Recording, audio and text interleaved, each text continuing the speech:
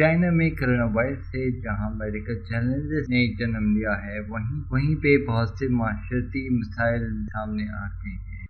ہمارے ساتھ کا میں ہوں نعمان نصیر اور آپ دیکھ رہے ہیں این نذیر ٹی وی۔ اس چینل میں ہم بات کرتے ہیں معاشرے کے صورت مسائل اور ان کے حل پر کچھ انفارمیشن ویڈیوز بھی آپ سے شیئر کرتے ہیں، تو ہمارے چینل کو فوراً سبسکرائب کر لیجیے اور ویڈیو کو لائک بھی کر دیجیے۔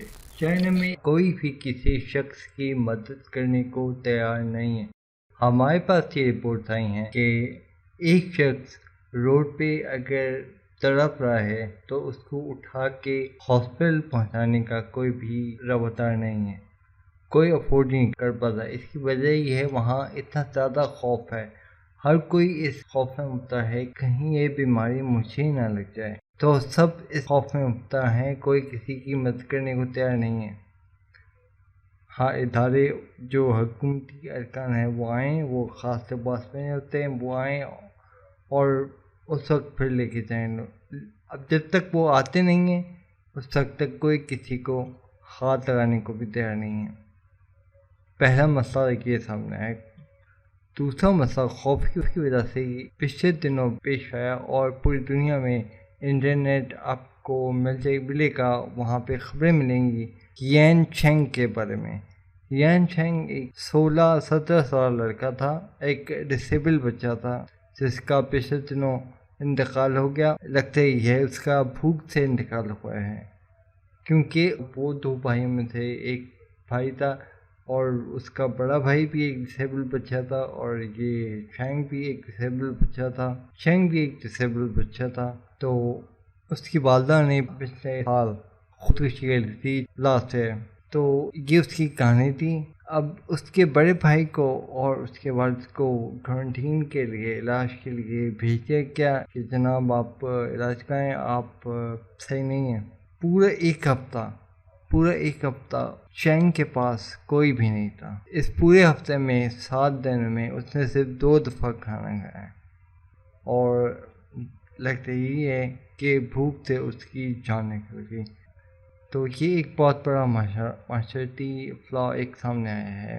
دیکھیے وہاں پہ اور کیا مسائل کھڑے ہوتے ہیں ہمارے پاس۔ کہنے والے کہہ رہے ہیں کہ جناب یہ جو بیماری آئی ہے اصل وجہ اس کی یہ تھی کہ چائنا نے وہاں کے مسلمانوں پر اور دیگر مذاہب پر جو ظلم برپا کیے ہوئے ہیں، یہ اصل میں ان کی اصل وجہ وہ تھی، کیونکہ خالق کائنات وہ بھی تو کچھ بھائی آپ نے تنگ کر رکھا لوگوں کو، وہاں کے مسلمانوں کو، سب کو، تو خدا بھی تو دیکھ رہے ہیں۔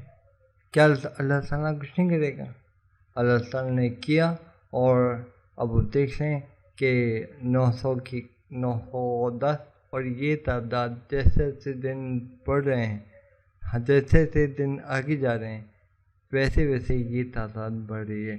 ہم نے دیکھا لاسٹ ویڈیو میں، کل کی جو ویڈیو میں نے بنائی تھی، آج 19 گھنٹوں میں، صرف اور صرف 19 گھنٹوں میں یہ تعداد 815 سے 910 95 افراد بڑھ گئے، انتقال کر گئے صرف 19 گھنٹوں میں۔